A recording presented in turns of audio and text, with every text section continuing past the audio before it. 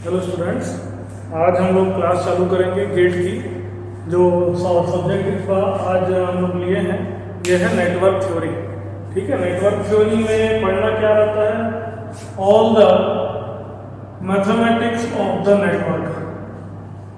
समझे, mathematics of the network कहेंगे इसको। क्यों? क्योंकि बेसिकली इसमें हम लोग को नेटवर्क को सॉल्व करना होता है। ठीक है, नेटवर्क को सॉल्व करना होता है। नेटवर्क क्या होता है? इलेक्ट्रिकल नेटवर्क की बात करें, एक इलेक्ट्रिकल नेटवर्क को हम लोग टोटल ओवरऑल देखते हैं कि क्या है इलेक्ट्रिकल नेटवर्क। तो एक इलेक्ट्रिकल नेटवर्क देखेंगे कि सबसे पहले हमारा होता है जनरेशन। ठीक है, यहाँ पर होता है जनरेशन, जो जनरली 11 किलो वोल्ट 50 हर्ट्ज पे जनरेशन होता है। ठीक है, फिर होता है जनरेशन के बाद सबसे पहले आता है एक जनरेटिंग ट्रांसफार्मर। जनरेशन ट्रांसफार्मर का यूज करके देखो, यहाँ पर जो जनरेशन होता है इकोनॉमिकल पर्पज से हम लोग सिर्फ 11 किलो वोल्ट पे ही जनरेशन करते हैं। ठीक है, इसके बाद क्या करते हैं, जनरेशन ट्रांसफार्मर के थ्रू हम लोग वोल्टेज को बढ़ा देते हैं। वोल्टेज बढ़ाने का रीजन ये रहता है कि in transformer if the voltage step up then current is step down. Voltage अगर स्टेप अप करते हैं, वोल्टेज को बढ़ाते हैं, तो उसके साथ साथ करंट जो है वो डाउन हो जाता है। क्यों? क्योंकि ये एक पैसिव डिवाइस होता है ट्रांसफार्मर। पैसिव डिवाइस क्या होता है हम लोग आगे चल के देखेंगे कि पैसिव डिवाइस कोई भी पावर जनरेट नहीं करता, वो सिर्फ पावर ट्रांसफॉर्म करने का काम करता है। तो जो पैसिव डिवाइस होता है इसमें अगर वोल्टेज बढ़ता है तो साथ साथ करंट कम होता है, पावर रिमेन्स कांस्टेंट। इस केस में पावर रिमेन्स कांस्टेंट होता है। फिर जनरेशन ट्रांसफार्मर के बाद एक और, ये इसको हम लोग बोलते हैं, एक और ट्रांसमिशन ट्रांसफार्मर होता है जो और इसको स्टेप अप करता है, ट्रांसमिशन ट्रांसफार्मर। ये ट्रांसमिशन का काम करता है, ट्रांसमिशन ट्रांसफार्मर। इसका पर्पस होता है फॉर ट्रांसमिशन। ट्रांसमिशन होता है लंबे लाइन में, और ट्रांसमिशन जरूरी नहीं है कि सिर्फ एक ही नेटवर्क के थ्रू हो, कई सारे पैरेलल नेटवर्क हो सकते हैं ट्रांसमिशन के लिए, कई सारे पैरेलल नेटवर्क हो सकते हैं। ठीक, उसके बाद ये ट्रांसमिशन के और कई सारे नेटवर्क हो सकते हैं डिस्ट्रीब्यूशन के समय, कई सारे नेटवर्क हो सकते हैं। ये सब डिस्ट्रीब्यूशन ट्रांसफार्मर, ये सारे के सारे डिस्ट्रीब्यूशन ट्रांसफार्मर। उसके बाद फिर से आगे जाते हैं, ये भी सारे के सारे डिस्ट्रीब्यूशन ट्रांसफार्मर हैं। डिस्ट्रीब्यूशन ट्रांसफार्मर देखो, जैसे जैसे हम लोग आगे बढ़ते जा रहे हैं, हमारे नेटवर्क जो है वो बढ़ते जा रहे हैं, हमारे अलग अलग लाइंस बढ़ते जा रहे हैं। फिर ये कई सारे लोड को दे सकता है। ये जो लाइन है पैरेलल लाइंस, ये रिप्रेजेंट करता है कई सारे लोड को। उसी तरह से ये कई सारे लोड को रिप्रेजेंट करेगा, ये कई सारे लोड को रिप्रेजेंट करेगा। ऐसे करते करते यहाँ पर मैं एक ही बना रहा हूँ, समझ लेना कि सभी लोड में कई सारे कंज्यूमर्स कनेक्टेड है, कई सारे कंज्यूमर्स कनेक्टेड है। तो इस तरह से अगर हम लोग देखेंगे कि electrical network is a very large network. ठीक है, बात करते हैं कि इलेक्ट्रिकल नेटवर्क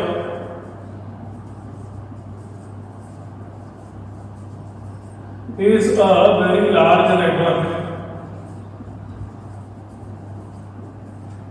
बहुत बड़ा एक नेटवर्क है इलेक्ट्रिकल नेटवर्क।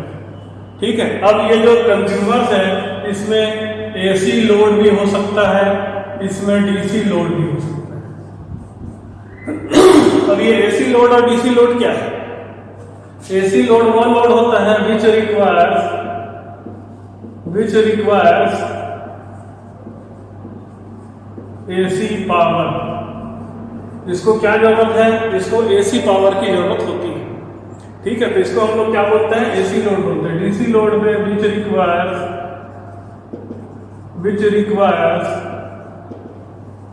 DC power. इसको क्या चाहिए? इसको डीसी पावर चाहिए। ठीक है, तो अब देखो यहाँ पर जनरेशन कौन सा हो रहा है? यहाँ पर एसी जनरेशन हो रहा है। हमेशा generation is an AC generation. ठीक है, अदरवाइज मतलब जो बल्क पावर जनरेशन होता है वो एसी जनरेशन ही होता है। अगर आप सोलर पैनल के थ्रू जनरेट नहीं कर रहे हैं, या आप विंड पावर के थ्रू, अगर विंड में हम लोग डीसी जनरेटर लगाते हैं तो उसमें भी डीसी पावर जनरेट होता है। ऐसे करके कई सारे सिस्टम है जिसमें डीसी पावर भी जनरेट होता है, लेकिन बल्क में जो जनरेशन होता है, जनरेटिंग प्लांट होता है, वहां जो जनरेशन होता है, जो इकोनॉमिकली जनरेशन होता है, वो किस थ्रू होता है? वह एसी के थ्रू होता है, एसी नेटवर्क के थ्रू होता है। ठीक है, एसी जनरेशन ही होता है। तो इस तरह से हम लोग को इलेक्ट्रिकल नेटवर्क को स्टडी करने की बहुत ज्यादा जरूरत होती है। ठीक है, इलेक्ट्रिकल नेटवर्क एक बहुत बड़ा नेटवर्क होता है। इस कारण से कई सारे we need to do some assumption, कई सारे एजम्पशन भी करने पड़ते हैं, सम एजम्पशंस। और वो किस एजम्पशन के आधार पे हम लोग अलग अलग नेटवर्क का करंट, वोल्टेज, पावर, ये सब चीजों की वैल्यू निकालते हैं, अलग अलग एलिमेंट्स के बारे में पढ़ते हैं। ठीक है, कंपोनेंट्स के बारे में पढ़ते हैं कि एसी नेटवर्क या कोई भी नेटवर्क में कौन कौन से कंपोनेंट्स अवेलेबल होते हैं, वो सब के बारे में पढ़ते हैं, स्टडी करते हैं, मैथमेटिकल कैलकुलेशन करते हैं। वो सब चीजें इलेक्ट्रिकल नेटवर्क में हम लोग को पढ़ना होता है।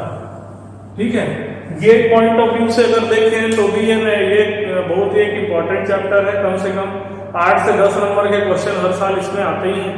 ठीक है, तो इसलिए इलेक्ट्रिकल नेटवर्क का कॉन्सेप्ट हमारा बहुत अच्छे से क्लियर होना चाहिए।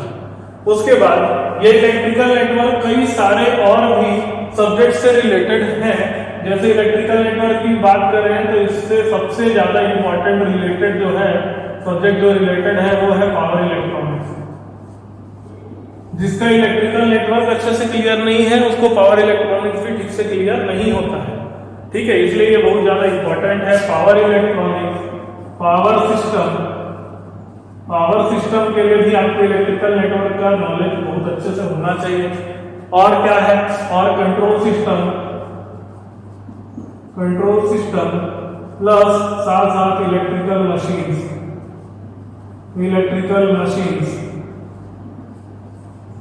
ठीक है, तो इसी को ध्यान में रखते हुए हम इलेक्ट्रिकल नेटवर्क थ्योरी की क्लास आज चालू कर रहे हैं, जिसमें आपका इलेक्ट्रिकल नेटवर्क का कॉन्सेप्ट अच्छे से क्लियर हो जाए और उसके बाद आप आगे के सब्जेक्ट को बहुत अच्छे से समझने योग्य बन जाएंगे।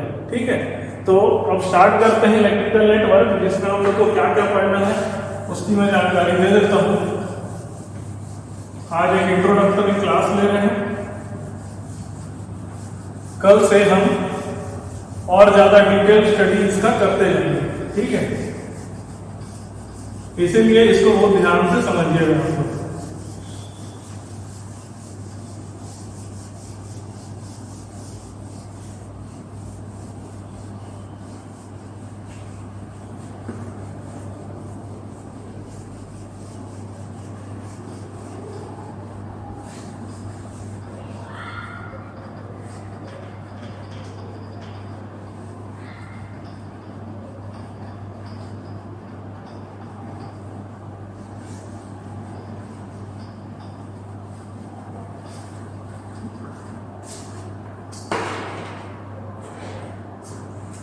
ठीक है, तो इसमें हमारे टॉपिक्स क्या क्या कवर अप होंगे। टॉपिक्स जो कवर अप होंगे, सबसे पहला टॉपिक हमारा है basics of electrical network,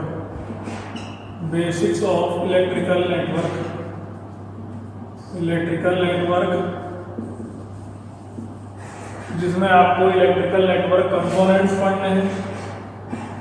components क्या क्या कंपोनेंट्स यूज किए जाते हैं इलेक्ट्रिकल नेटवर्क में, वेरियस पैरामीटर्स अबाउट करंट, क्या है करंट, अबाउट वोल्टेज,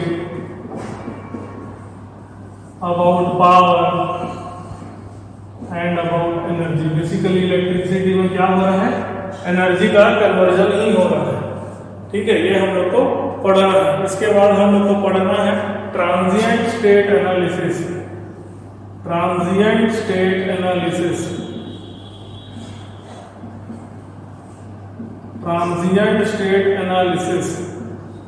अब ये होता है ट्रांजिएंट का मीनिंग होता है सडन चेंज, या अगर बोले कि बिहेवियर आफ्टर सडन चेंज।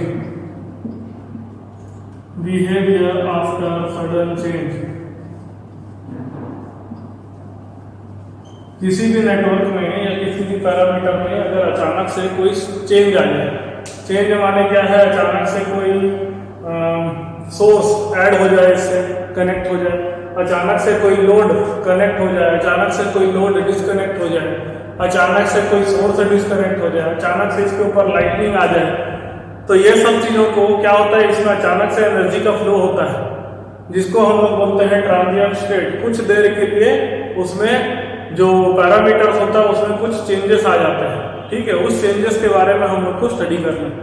इसको हम लोग बोलते हैं ट्रांजिएंट स्टेट एनालिसिस, ठीक है। इसके बिहेवियर को हम लोग को पढ़ना रहता है। फिर हम लोग पढ़ते हैं steady state analysis. Steady state analysis करते हैं। Steady state analysis, steady state analysis मतलब क्या होता है कि behaviour of parameters, behavior of parameters when the time, या हम बोल सकते हैं behavior of the parameters after large time after disturbance होने के बाद काफी समय बीत चुका होगा, उसके बाद जो भी पैरामीटर्स में चेंजेस आएंगे उसको हम लोग स्टडी करते हैं ट्रांजिएंट स्टेट एनालिसिस में। समझ रहे हैं? इसमें यही ध्यान रखना है, इसमें यही चीज है कि हम लोग का जो डिस्टर्बेंस होता है वो आए काफी टाइम बीत चुका है, और बीत चुका होने के कारण से जो पैरामीटर जो है अब वो स्थिर हो जाता है, ठीक है, काफी स्टडी हो जाता है। तो स्टडी हो जाने के बाद वो पैरामीटर का क्या मतलब पैरामीटर का क्या बिहेवियर है उसी को हम लोग स्टडी करते हैं ट्रांजिएंट स्टेट एनालिसिस में, ठीक है, समझ में आ रहा है। इसके बाद हम लोग को पढ़ना रहता है two port network. Two port network study. Two port network study में यह माना जाता है कि कोई भी network in any network can be represented by two ports. Two ports means one will be input port and another will be output ports. Output port, एक हमारा क्या होगा इनपुट पोर्ट होगा और दूसरा क्या होगा हमारा आउटपुट पोर्ट होगा, ठीक है। और उसके बीच में जो भी नेटवर्क है उसको अलग अलग पैरामीटर्स से हम लोग इंडिकेट कर देते हैं, पैरामीटर से उसको कन्वर्ट कर देते हैं पैरामीटर्स कि वो पैरामीटर्स के हिसाब से ही अलग अलग टाइम में बिहेव करेंगे। तो यहाँ पर जो स्टडी करना है हम लोग को टू पोर्ट नेटवर्क में ये स्टडी करना रहता है, जिसमें आप लोग कॉलेज में भी पढ़े होंगे जेड पैरामीटर्स, मतलब ये जो बीच का जो पोर्ट है, बीच का जो नेटवर्क है, दिस इज अ नेटवर्क। इस नेटवर्क को रिप्रेजेंट किया जाता है अलग अलग पैरामीटर से एज पर आवर यूज। जैसे जैसे हमको यूज करना है उसके अकॉर्डिंगली हम लोग इसको अलग अलग पैरामीटर्स में बांटते हैं। जैसे मान लो इसके क्रॉस का वोल्टेज V1 है, इसके क्रॉस का करंट I1 है, इसके क्रॉस का वोल्टेज को V2 माना जाता है, इसके क्रॉस का करंट I2 माना जाता है, ठीक है। मतलब अगर हम लोग जब स्टडी करते हैं टू पोर्ट नेटवर्क को तो मानते हैं कि दोनों इनपुट पोर्ट है। क्यों दोनों इनपुट पोर्ट है? कि दोनों में करंट एंटर कर रहा है, इसलिए इनपुट पोर्ट मान करके चलते हैं और उसके हिसाब से एनालिसिस करते हैं। तो एक हमारा इसमें अलग अलग पैरामीटर्स की स्टडी करनी होती है, जिसमें एक हमारा Z पैरामीटर होता है, दूसरा Y पैरामीटर होता है, तीसरा H पैरामीटर होता है, चौथा G पैरामीटर होता है, फिर ABCD पैरामीटर होता है, या इसको T पैरामीटर बोलते हैं, T पैरामीटर या ABCD पैरामीटर भी कहते हैं, और एक T इनवर्स पैरामीटर होता है। तो इतने सारे पैरामीटर्स को हम लोग को कैलकुलेट करना होता है, ठीक है। तो ये हमारे हो गए टू पोर्ट नेटवर्क के बारे में। अब आगे बढ़ते हैं और कौन से टॉपिक्स पढ़ने हम लोग को। हमको नेटवर्क की सिंथेसिस करने भी आना चाहिए। ठीक है, गेट में कुछ भी पूछा जा सकता है, ये सोच करके पढ़ाई करना है। तो अगला जैसे हम लोग का नेक्स्ट टॉपिक बनता है, जिसको बोलते हैं अपन network synthesis. Network synthesis means in this we will be knowing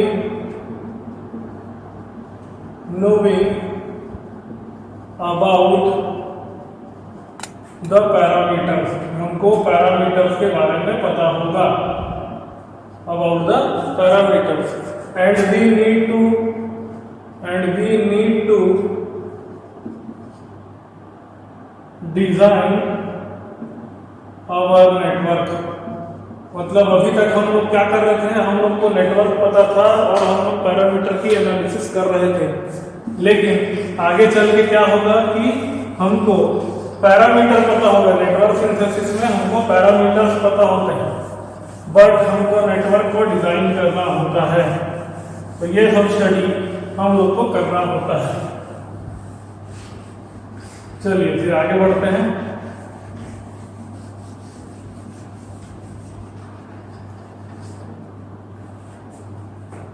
फिर हम लोग को पढ़ना है ग्राफ थ्योरी। ग्राफ थ्योरी के बारे में ये जान लो कि किसी भी नेटवर्क के पैरामीटर, सिर्फ उसका नेटवर्क किस तरह से है उसकी स्टडी करते हैं, और उसमें हर नेटवर्क को एक पैरामीटर को एक लाइन के माध्यम से हम लोग समझते हैं। ठीक है, मतलब वो थोड़ा सा शॉर्ट फॉर्म हो जाता है, मैथमेटिक्स का इन्वॉल्वमेंट हो जाता है इसमें, और हम लोग करना वही है, लेकिन ग्राफ का यूज करके हम लोग उसको सॉल्व करते हैं। फिर हम लोग को थोड़ा सा पढ़ना है लास्ट में फिल्टर डिजाइन।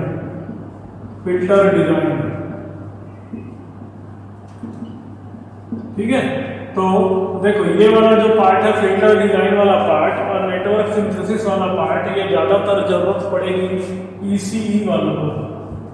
ईसीई से रिलेटेड टॉपिक ये ज़्यादा है, ईसीई ब्रांच वालों के लिए ज़्यादा इम्पोर्टेंट टॉपिक है ये। ठीक है, इलेक्ट्रिकल ब्रांच वाले बाकी सब चीज़ों को ज़्यादा ध्यान से पढ़ेंगे, लेकिन सभी को, हर ब्रांच वालों को सारी चीज़ों को अच्छे से ही पढ़ना है, लेकिन ये ज़्यादा जरूरत पड़ेगा ईसीई वालों को। ठीक है, तो आप इस हिसाब से पढ़िएगा, ध्यान में रखिएगा इस चीज़ को। अब हम लोग मेन अपने टॉपिक में आते हैं। जो हमारा फर्स्ट टॉपिक होता है, सबसे पहले हम बात करते हैं कि करंट क्या है। कि इलेक्ट्रिकल इंजीनियरिंग का बेस ही होता है करंट। ठीक है, तो पहले हम लोग को पढ़ना है कि करंट क्या चीज है। तो फर्स्ट टॉपिक है करंट। तो बात करते हैं क्या है ये करंट, किस चीज को करंट बोलते हैं। तो motion of moving matter is called current.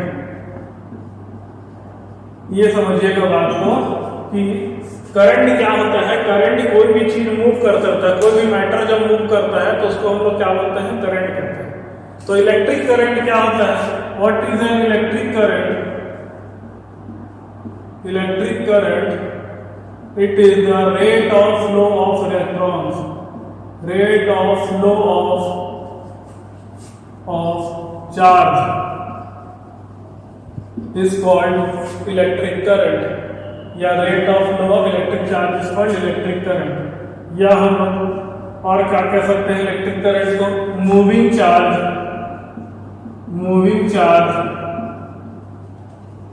is called current. जो चार्ज मूव करता है उसको हम लोग क्या बोलते हैं, उसको हम लोग इलेक्ट्रिक करंट कहते हैं। ठीक है, तो हम लोग को बताया है चार्ज के बारे में क्या होता है, व्हाट इज द चार्ज। तो हम लोग पढ़े हैं कि electrons and protons in an atom possess electric charge. ठीक है, इलेक्ट्रॉन और प्रोटॉन जो होता है किसी भी एटम में, वो क्या करता है, वो इसके पास इलेक्ट्रिक चार्ज होता है। तो कितना होता है charge of one electron, charge of one electron it is equal to 1.602 into 10 का पावर -19 कूलम्स। कितने होते हैं इलेक्ट्रॉन्स, एक इलेक्ट्रॉन का चार्ज। उसी तरह से चार्ज ऑफ वन प्रोटॉन, एक प्रोटॉन का चार्ज कितना होगा, ये भी होगा हमारा 1.602 इंटू 10 का पावर -19 कूलम्स होगा। इतने एक प्रोटॉन के भी चार्ज होते हैं। ठीक है, तो क्या होता है कि किसी अगर एक एटम में बात करते हैं, in an atom number of electrons is equal to number of protons. ठीक है, और समझते हैं कि किसी भी एटम में बीच में पॉजिटिव चार्ज होता है, या कह सकते हैं प्रोटॉन्स होते हैं। मतलब एटम के न्यूक्लियस में पॉजिटिव चार्ज होते हैं और उसके आउटर में कई सारे ऑर्बिट्स में कई सारे इलेक्ट्रॉन्स घूमते रहते हैं। ठीक है, ये बाउंडेड है। इससे पहले शेल में पढ़े होंगे केमिस्ट्री में, फर्स्ट शेल में 2 इलेक्ट्रॉन्स होते हैं, सेकंड शेल में 8 इलेक्ट्रॉन्स एग्जिस्ट कर सकते हैं। ठीक है, ऐसे 8 इलेक्ट्रॉन्स एग्जिस्ट कर सकते हैं, ऐसा करके आगे चल के आते हैं। तो क्या होता है कि कभी किसी एटम का नंबर ऑफ शेल्स जैसे जैसे बढ़ते जाते हैं, मान लो नंबर ऑफ शेल्स जैसे जैसे बढ़ते जाते हैं, वैसे वैसे ये जो इलेक्ट्रॉन्स है इसकी बॉन्डिंग ये प्रोटॉन के साथ काफी कम होते जाती है। कैसे, ये जो शेल प्रोटॉन के पास में होंगे उसमें इलेक्ट्रोस्टैटिक फोर्स ऑफ अट्रैक्शन बहुत ज्यादा होता है। इसी कारण से ये इलेक्ट्रॉन्स जो है ना वो प्रोटॉन के साथ बाउंडेड रहते हैं। बाउंडेड रहते हैं मतलब ये फ्री नहीं है, फ्री टू मूव करने के लिए ये फ्री नहीं है। लेकिन जब हम लोग बात करते हैं आउटर इलेक्ट्रॉन्स की, तो electrostatic force between these electrons and this proton is not very large. ठीक है, इस इलेक्ट्रॉन्स और इस प्रोटॉन के बीच में इलेक्ट्रोस्टैटिक फोर्स बहुत ज्यादा नहीं होता है। इसी कारण से क्या होता है कि यह इलेक्ट्रॉन्स कभी कभी अपने ऑर्बिट से निकल करके ये फ्री हो जाते हैं। These will be called as free electrons. अपने ऑर्बिट से निकल जाते हैं और वो फ्री हो जाते हैं। और वो कब होते हैं फ्री, कभी भी हम लोग इलेक्ट्रिक फील्ड अप्लाई करते हैं अक्रॉस द कंडक्टर, उसी समय उस एनर्जी के कारण से वो फ्री हो जाते हैं। नॉर्मली ये फ्री इलेक्ट्रॉन्स फ्री नहीं होते हैं। इलेक्ट्रॉन्स फ्री ये ऑर्बिट में ही चलते रहते हैं, छोटे फोर्स ऑफ अट्रैक्शन के कारण से वो जुड़े रहते हैं। But whenever we apply an external electric field, these electrons get out of the orbit and it will become free। वो फ्री हो जाते हैं और फ्री हो जाने के कारण से अब वो उनको क्या होता है, they have tendency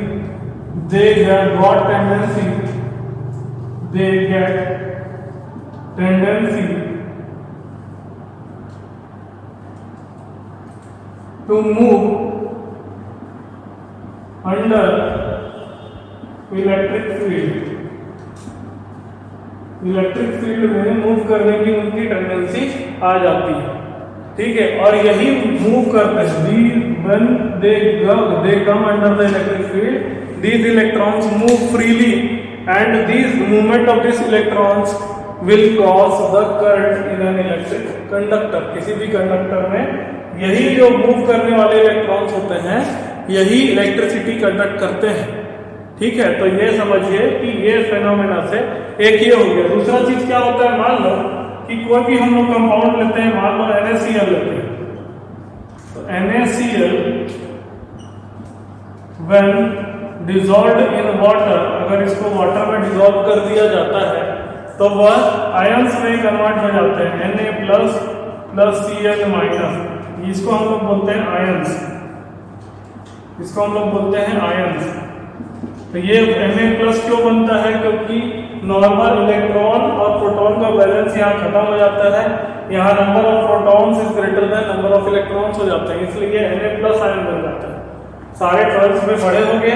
और ये Cl- क्यों बोलते हैं, यहाँ पर भी इलेक्ट्रॉन प्रोटॉन बैलेंस नहीं रह पाता, जिस कारण से यहाँ पर number of electrons is greater than number of protons, जिस कारण से ये Cl- बन जाता है। तो these ions These ions are also mobile. ये दोनों भी मोबाइल होते हैं, मतलब ये मूव कर सकते हैं under the electric field. They are also mobile under electric field. ये भी इलेक्ट्रिक फील्ड के अंदर में घूम सकते हैं, चल सकते हैं. तो ये क्या बनेंगे, ये भी इलेक्ट्रिक करंट को प्रोड्यूस करते हैं. जब भी हम लोग किसी लिक्विड में इलेक्ट्रिक करंट के पासेज की बात करते हैं तो in liquid the current is due to the movement of ions. In liquids the currents are produced due to the movement of ions. In solid conductor और wire the currents are produced due to the motion of free electrons. Free electrons के motion के कारण से होते हैं. और semiconductor में भी क्या होता है, सेमीकंडक्टर में भी उनकी कोवेलेंट बॉन्डिंग पूरी तरह से कंप्लीट नहीं होती है, जिस कारण से कुछ फ्री इलेक्ट्रॉन्स बच जाते हैं. और साथ साथ तो उसके कारण उसमें भी वही हो रहा है, उसमें भी मोशन ऑफ कंडक्टर या motion of ions and electrons will produce the electric current. तो बेसिकली ये हमारा इलेक्ट्रिक करंट का कॉज होता है. तो मैथमेटिकली अगर हम लोग कहें कि what is an electric current, electric current it is the rate of flow of charge या rate of change of charge. तो इस तरह से इलेक्ट्रिक करंट का हमारा फार्मूला बन जाता है.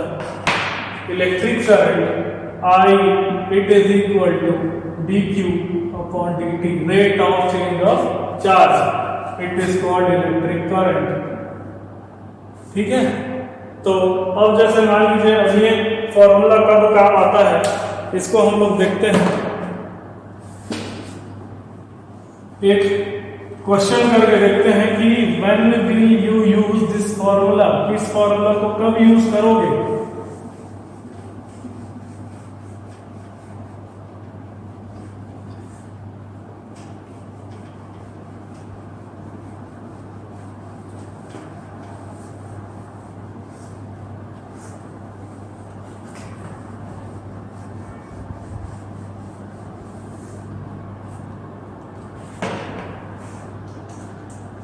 सपोज एक क्वेश्चन आपको दिया हुआ है,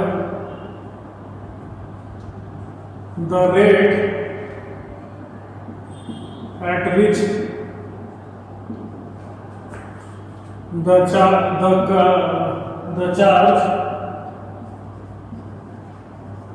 इन a conductor changes is given by Q is equal to t square plus 4t plus 9. ठीक है. कूलम. तो coulomb. then what will be the current, the current in a conductor at time t equals to 3 second. ठीक है. हमको question में क्या दिया है, the rate at which the charge in conductor changes is given by q is equal to t square plus 4t plus 9 coulomb. Then what will be the current in the conductor at time t is equal to 3 second. 3 बराबर 3 second में कितना हमारा charge होगा. तो हम लोग देखते हैं कि हमारा चार्ज करंट का वैल्यू क्या होता है. Current it is given by dq upon dt. ठीक है. Rate of change of charge is called current. तो करंट का वैल्यू हो जाएगा I is equal to d by dt of q के जगह t square plus 4t plus 9 at t is equal to 3 second के लिए हमको निकालना है. तो करंट की वैल्यू हो जाएगी 2t प्लस 4. अगर इसको डिफरेंशिएट करते हैं तो 2t प्लस 4 आ जाएगा at t is equal to 3 second. तो 2 इंटू 3 प्लस 4, 2 3 जो 6 plus 4, it will be equal to 10 ampere. Current का यूनिट क्या होता है 10 एम्पियर. तो this will be the value of current. समझ में आया बात. तो ये हो गया हमारा करंट. चलिए आगे हम लोग को पढ़ना है वोल्टेज. क्या होता है voltage. It is the work done work done to bring a unit positive charge from infinity to a particular point.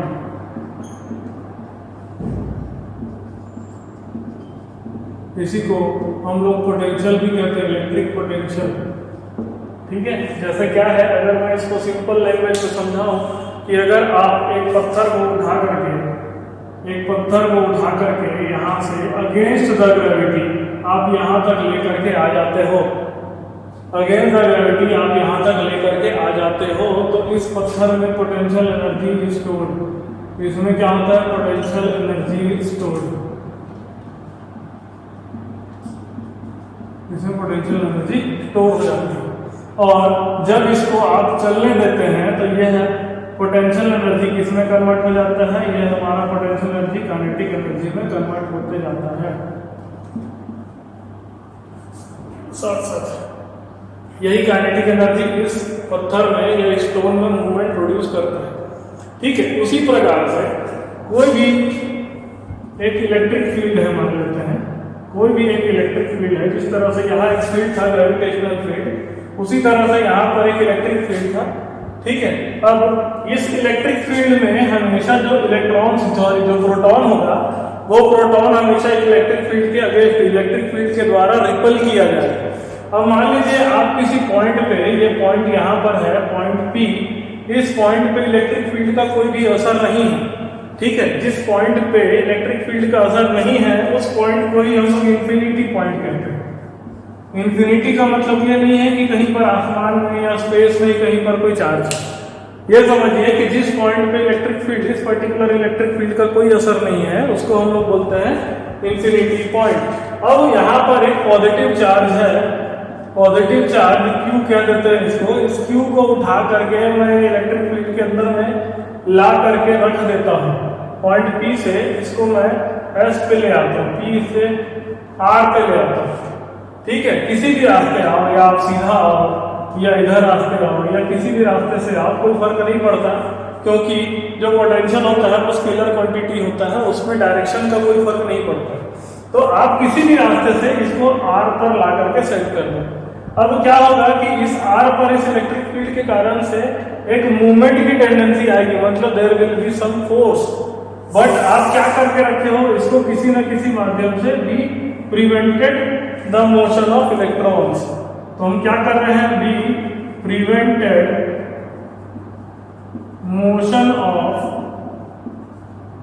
This proton, sorry electron नहीं है, ये प्रोटॉन है, तो इस प्रोटॉन को हम लोग जबरदस्ती रोक के रखे हैं, ये समझ लीजिए। तो क्या कहा जाता है कि इस प्रोटॉन में इलेक्ट्रिक पोटेंशियल आ गया। पोटेंशियल का बेसिकली मीनिंग यही होता है कि it is having tendency to convert its form to kinetic energy, but we are preventing it. जैसे यहाँ पर हमारे पत्थर को हमने रोक के रखा था, कभी ये मूव नहीं कर रहा था।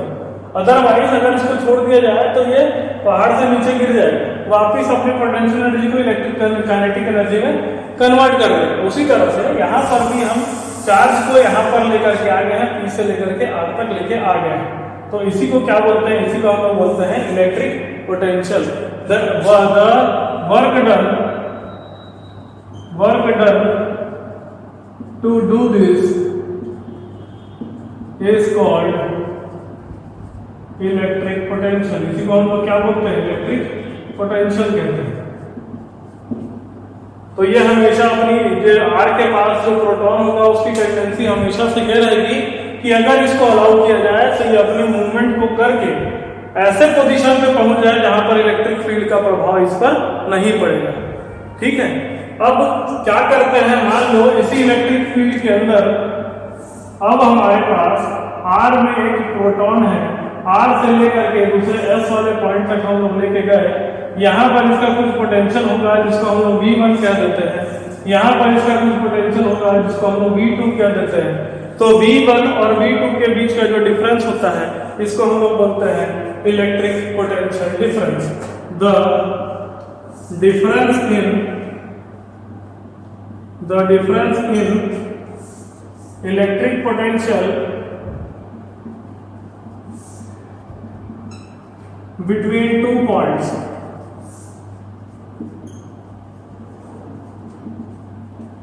is called electric potential difference.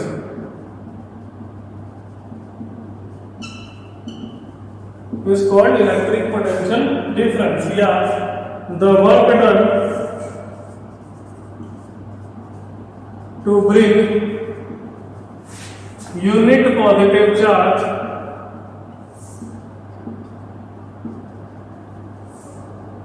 from one point in electric field to another point in electric field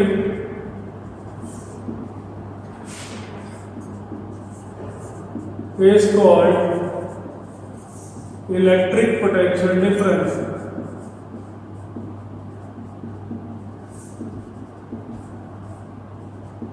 इसको हम लोग क्या कहते हैं? इलेक्ट्रिक पोटेंशियल डिफरेंस कहते हैं।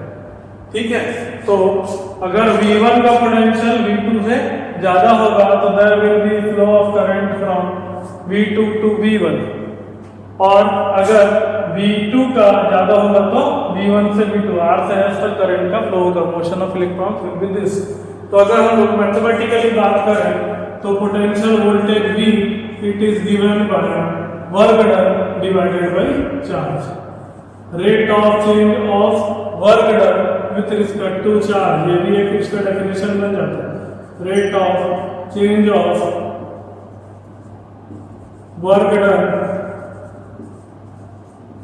With respect to charge